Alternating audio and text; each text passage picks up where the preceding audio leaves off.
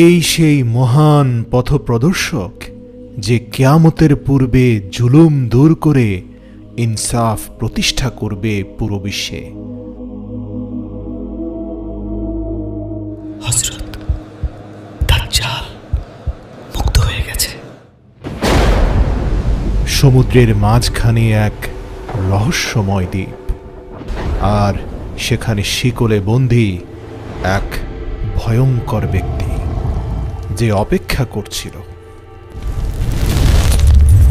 রাসূলুল্লাহ সাল্লাল্লাহু আলাইহি ওয়াসাল্লাম বলেছেন, তার ফিতনা হবে দুনিয়ার সবচেয়ে বড় পরীক্ষা। আর হঠাৎ তার শিকল ভেঙে গেল, ফিতনার বাদশা মুক্ত হয়ে গেল।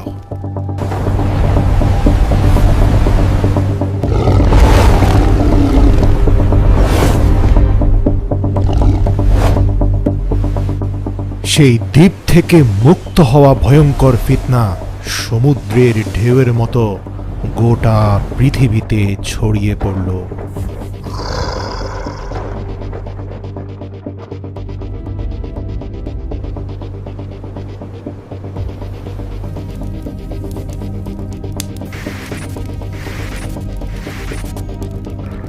আর যখন দাজ্জাল বের হয়ে আসবে, তখন দুনিয়া বিশৃঙ্খলায় ডুবে যাবে।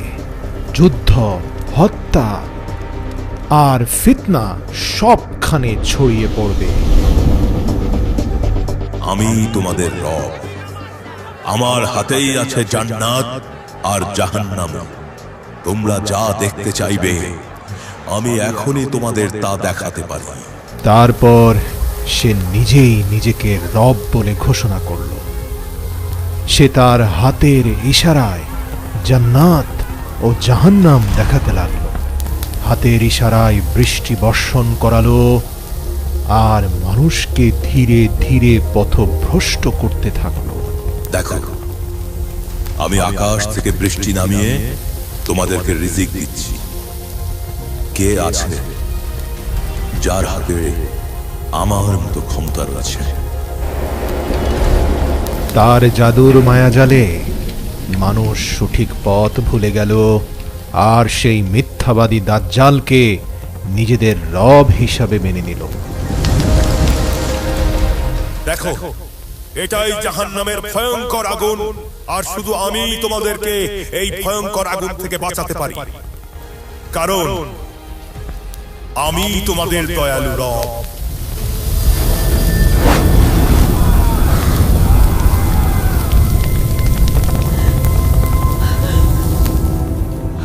ফিতনার আগুন এতটাই প্রবল ছিল যে হাজার হাজার মানুষ তার মিথ্যা প্রতিশ্রুতির উপর ঈমান নিয়ে এলো। দেখো, এটাই জান্নাতের সুন্দর বাগান, যেখানে নদীগুলো প্রবাহিত হচ্ছে, যা শুধু আমার আনুগত্যকারীদের জন্য।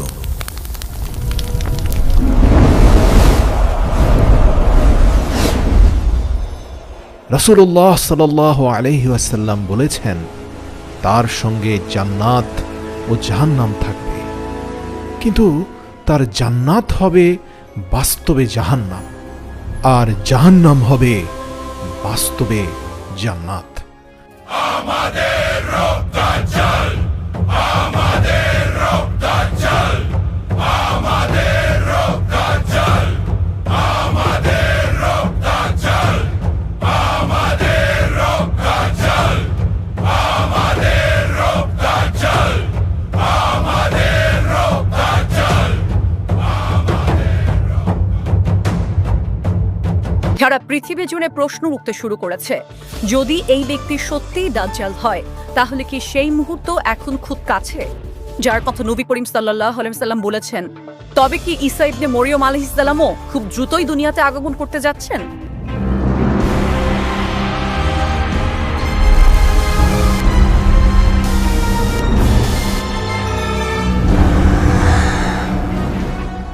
আর যখন সে শুনল যে ঈসা ইবনে মারিয়াম খুব দ্রুতই দুনিয়াতে আগমন করতে যাচ্ছেন, তার চেহারার রং পাল্টে গেল, আর তার অন্তরে এক অচেনা আতঙ্ক নেমে এলো।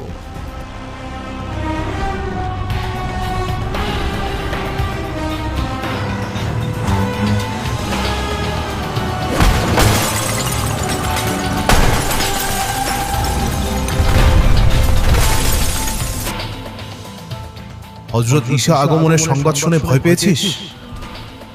তোর ধ্বংস অতি নিকটে।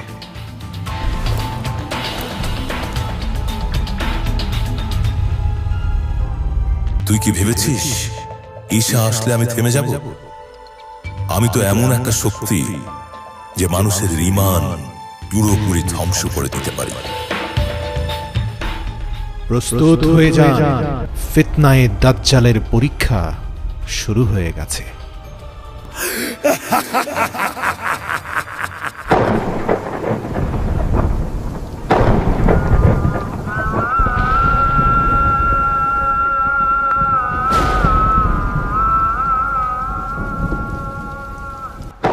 আর তারপর ঈসা ইবনে মারিয়াম আসমান থেকে দুনিয়াতে আগমন করলেন সাদা ঝকঝকে পোশাকে, আর তার চেহারা থেকে ফোঁটা ফোঁটা পানি ঝরছিল যা মুক্তোর মতো ঝলমল করছিল।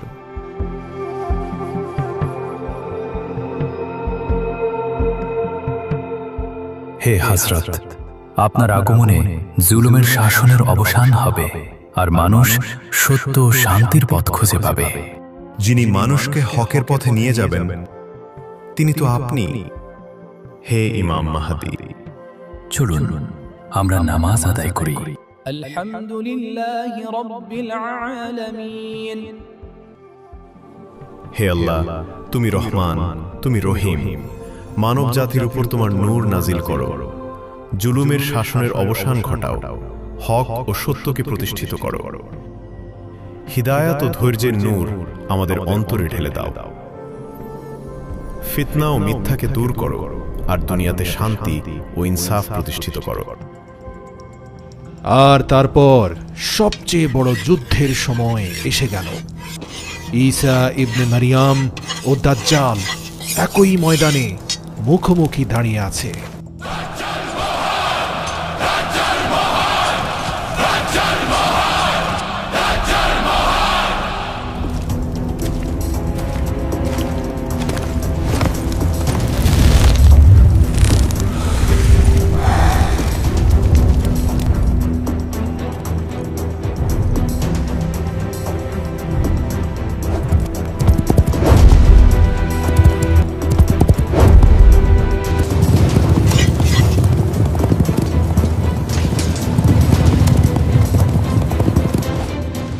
রাসূল সাল্লাল্লাহু আলাইহি ওয়াসাল্লাম বলেছেন, হযরত আদম আলাইহিস সালাম থেকে কিয়ামত পর্যন্ত দাজ্জালের চেয়ে বড় ফিতনা মানব জাতির উপর আর কখনো আসেনি।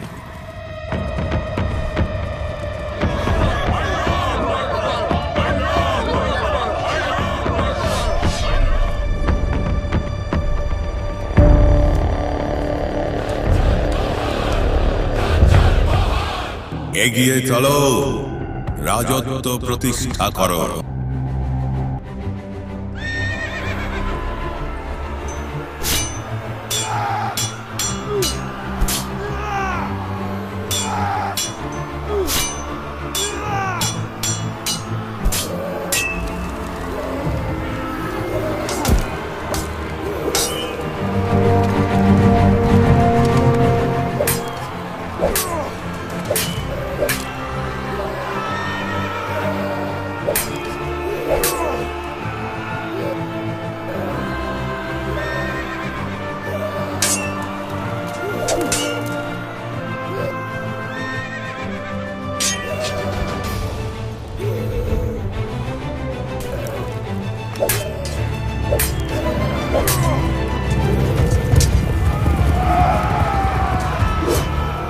দাজ্জাল যেই মুহূর্তে ঈসা ইবনে মারিয়ামকে দেখল, তার সব মিথ্যা দাবি ভেঙে চুরমার হয়ে গেল।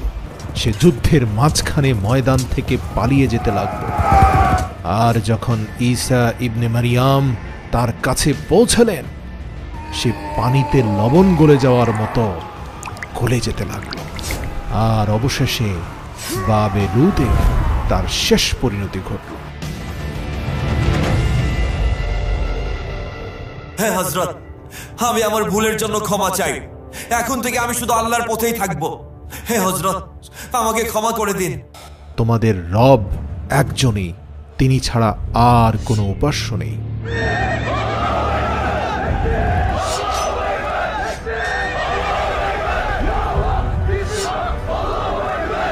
আলহামদুলিল্লাহ। হে আল্লাহ, তুমি সর্বোচ্চ প্রতিপালক, আর তুমি এই সৃষ্টি জগতের প্রকৃত বাদশাহ।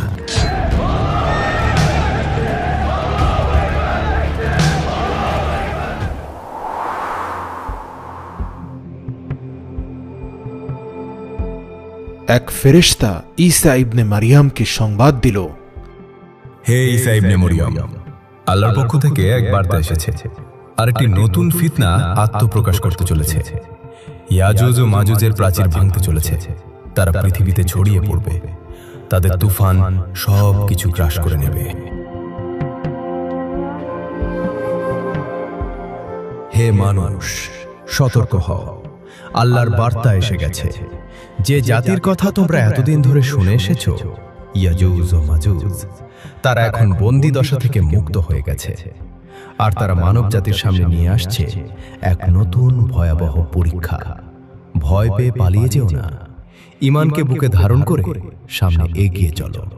পাহাড়গুলোই হবে তোমাদের জন্য আল্লাহর আশ্রয়। সবাই একসঙ্গে পাহাড়ের দিকে জড়ো হয়ে যাও।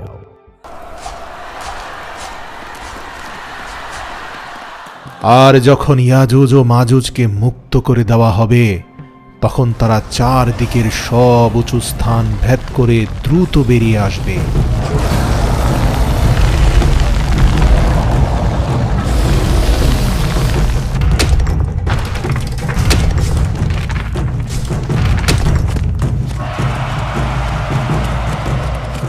আর যখন সেই প্রাচীর ভেঙে পড়ল, ইয়াজুজ ও মাজুজ পাহাড় পর্বত থেকে নেমে এসে ঢেউয়ের মতো সারা দুনিয়াকে আচ্ছন্ন করে ফেলল। সব মানুষ দূর পাহাড়ে সমবেত হল বাইতুল মুকাদ্দাসের কাছাকাছি, আল্লাহর আশ্রয়ের ছায়াতলে।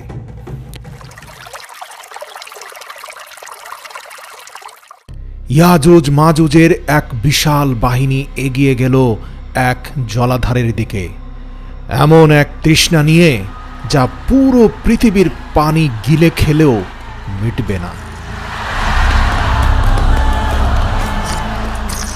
সূরা মুলকে আল্লাহ তাআলা বলেন, আর যদি আমি তোমাদের পানি মাটির গভীরে ঢুকিয়ে দেই, তাহলে কে আছে যে তোমাদের জন্য আবার প্রবাহমান পানি এনে দেবে? এটাই ছিল সেই বাহিনী যারা জলাশয় পর্যন্ত শুকিয়ে দিয়েছিল, আর তাদের পেছনে পড়েছিল শুধু রুক্ষ শুকনো মাটি।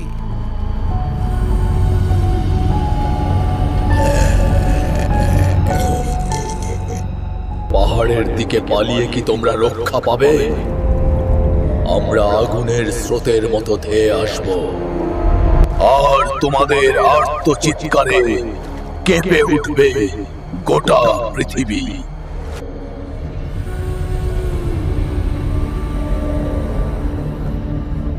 হযরত, রক্ত পিপাসু ইয়াজুজ ও মাজুজের বাহিনী, তাদের হুঙ্কার, তাদের জুলুম চারদিকে প্রতিধ্বনিত হচ্ছে। হে আল্লাহ, তুমি রহমান, তুমি রহিম, তুমি ছাড়া আর কোনো শক্তি নেই। ইয়াজুজ ও মাজুজের জুলুম থেকে উম্মতে মুহাম্মদ সাল্লাল্লাহু আলাইহি ওয়াসাল্লামকে রক্ষা করো। নিজ কুদরতে তাদের ধ্বংস করে দাও, আর যারা হকের পথে অটল রয়েছে তাদের তোমার নিরাপদ আশ্রয় স্থান দাও। আল্লাহ হযরত ঈসার দোয়া কবুল করলেন এবং ইয়াজুজ মাজুজের ঘাড়ে আযাবের কীট ছেড়ে দিলেন, যা তাদের শরীর ভেদ করে রূহ পর্যন্ত গিয়ে পৌঁছে গেল। আর চোখের পলকে ইয়াজুজ ও মাজুজ সম্পূর্ণভাবে ধ্বংস হয়ে গেল।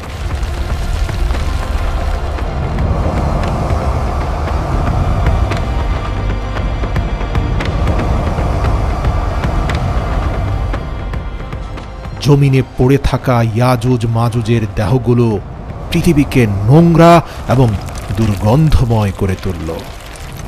এরপর আল্লাহ এক রহমতের প্রবল বৃষ্টি পাঠালেন, যা তাদের সব দুর্গন্ধ ক্ষতচিহ্ন মুছে দিয়ে দেহগুলোকে সমুদ্রের গভীরে ভাসিয়ে নিয়ে গেল।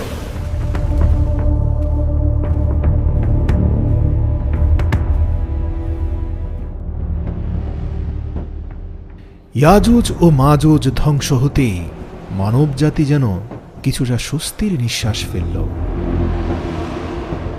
কিন্তু সেই স্বস্তি দীর্ঘস্থায়ী হল না।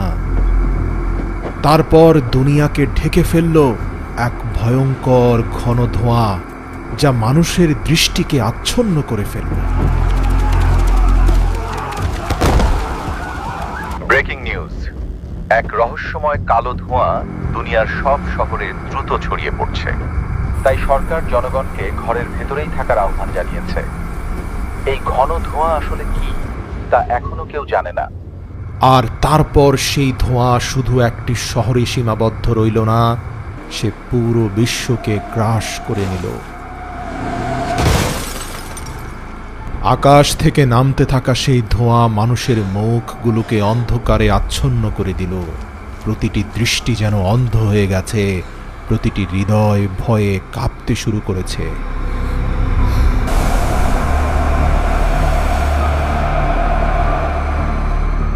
ঘন ধোঁয়ায় আচ্ছন্ন পুরো দুনিয়া। এটাই কি তবে কিয়ামতের সূচনা? আকাশ থেকে নেমে আসা সেই ধোঁয়া পৃথিবীকে গিলে খাচ্ছে। প্রতিটি নিঃশ্বাসে মিশে যাচ্ছে বিষ। কিন্তু না, এ তো কেবল শুরু। হায় আল্লাহ, এই সবই আমাদের কর্মের পরিণতি।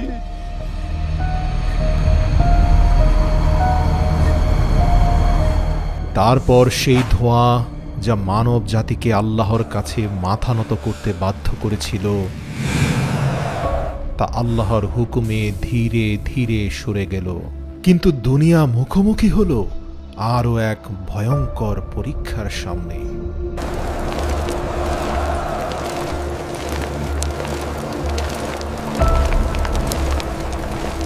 দেখো কেমন অন্ধকার। 3 দিন ধরে সূর্যের কোনো আলো নেই। প্রতিটি মুখ ভয়ে বদলে গেছে।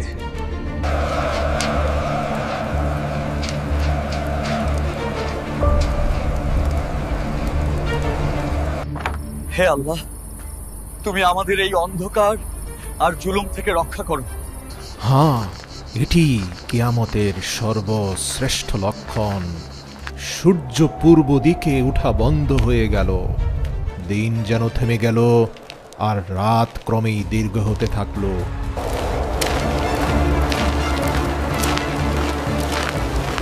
আর তারপর একদিন সূর্য পশ্চিম দিক থেকে উদিত হলো, মানব জাতির জন্য শেষ নিদর্শন হয়ে।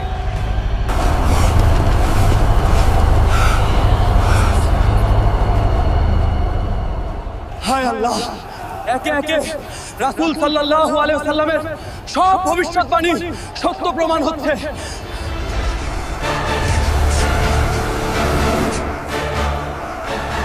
হে আল্লাহ, আমাদেরকে এবারের মতো ক্ষমা করে দিন। আমরা তওবা করছি, আমরা আর গুনাহ করব না। রাসূল সাল্লাল্লাহু আলাইহি ওয়াসাল্লাম বলেছেন, কিয়ামতের নিকটবর্তী সময়ে 10টি বড় আলামত প্রকাশ পাবে। তার মধ্যে একটি হবে দাব্বাতুল আরদ।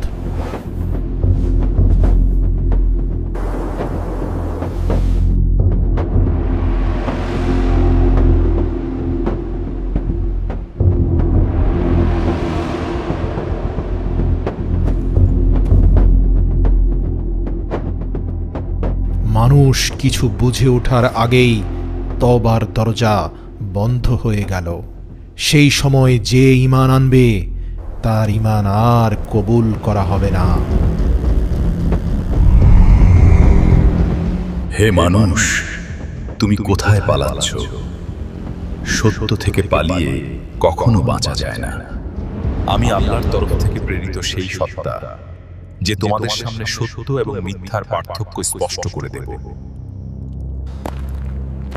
আর যখন আল্লাহর হুকুম চূড়ান্তভাবে বাস্তবায়িত হলো, তখন পৃথিবীর বুক চিরে বেরিয়ে এলো দাব্বাতুল আরদ। সে মানুষের উদ্দেশ্যে বলল, তোমরা আল্লাহর নিদর্শনগুলোকে মিথ্যা বলে উড়িয়ে দিয়েছিলে, আর আজ সত্য তোমাদের সামনে দাঁড়িয়ে আছে। মানুষ তাকে দেখে ভয়ে পালাতে শুরু করলো, কিন্তু কেউই তার পাকড়াও থেকে রেহাই পেল না।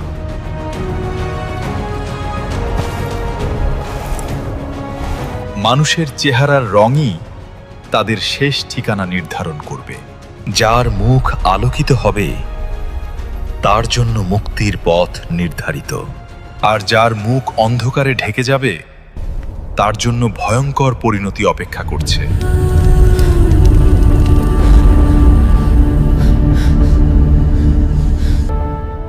এবার তোমার পালা। লোকেরা ভয়ে নিজেদের দুই হাত তুলে ক্ষমা ও পরিত্রাণের আশায় কাঁদতে শুরু করলো, কিন্তু তওবার দরজা পশ্চিম আকাশে সূর্য উদিত হওয়ার সাথে সাথেই বন্ধ হয়ে গেছে।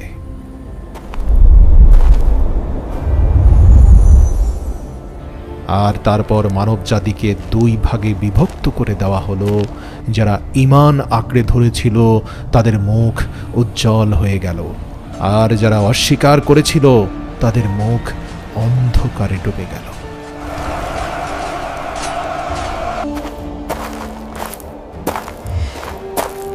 আর যখন দাব্বাতুল আরদ তার দায়িত্ব শেষ করল, তখন আল্লাহর হুকুমে সে আবার মাটির ভেতর তলিয়ে গেল। তার কাজ ছিল ফয়সালা করা, আর সেই ফয়সালা হয়ে গেছে।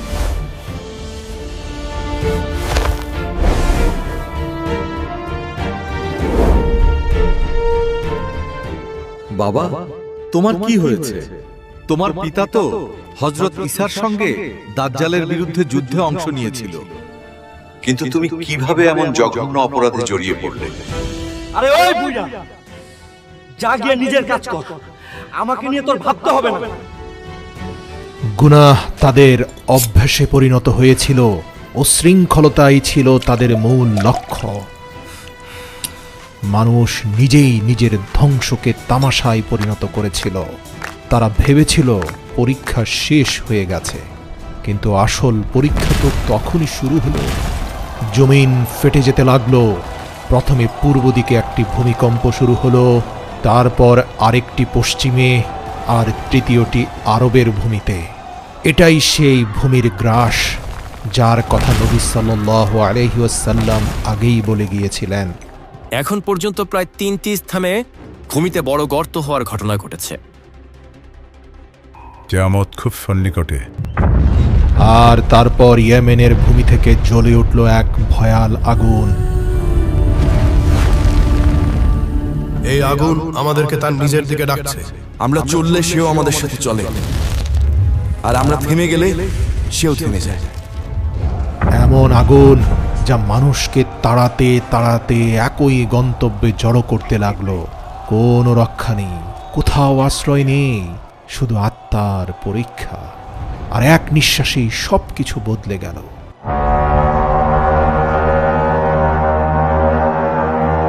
সিংগায় ফু দেওয়া হয়ে গেছে, আর কিয়ামত সামনে এসে দাঁড়িয়ে গেছে।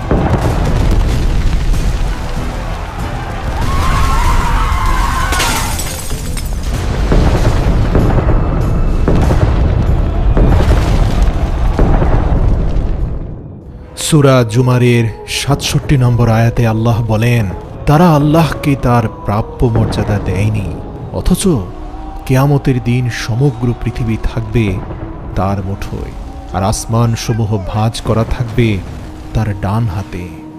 তিনি পবিত্র ও মহান। আর তারা যে শিরক করে তিনি এই সকল পাপাচারের অনেক ঊর্ধ্বে। এছাড়াও আল্লাহ তাআলা সূরা আল মুমিনুনের ১০১ নম্বর আয়াতে বলেন, অতঃপর যখন সিংগায় ফু দেওয়া হবে তখন কারো সঙ্গে কারো আর কোনো সম্পর্ক থাকবে না, কেউ কারো খোঁজও নেবে না। সেদিন যাদের পাল্লা ভারী হবে তারাই হবে সফল কাম, আর যাদের পাল্লা হালকা হবে তারাই সেই মানুষ যারা নিজেরাই নিজেদের আত্মাকে ক্ষতিগ্রস্ত করেছে। তারা চিরকাল জাহান্নামে অবস্থান করবে। সূরা আল মুমিনুন আয়াত ১০১। প্রিয় দর্শক, আমি যদি আপনাকে বলি আপনার জীবনে দাজ্জাল ঢুকে পড়েছে, ইয়াজুজ মাজুজ আপনার অন্তরকে ধীরে ধীরে গ্রাস করে নিচ্ছে, হয়তো অবাক হয়ে বলবেন, দাজ্জাল তো এখনো আসেইনি, ইয়াজুজ মাজুজও তো এখনো বের হয়নি। যদি সত্যি এমনটা আপনি মনে করেন, তাহলে আপনি এক মহা বিপদের সাগরে ডুবে আছেন। এই প্রশ্নগুলোর উত্তর ভিডিওতে নেই, এই উত্তর আছে এই বইটায়। ফিতনার যুগে একজন মুমিন, দাজ্জাল থেকে আত্মশুদ্ধি।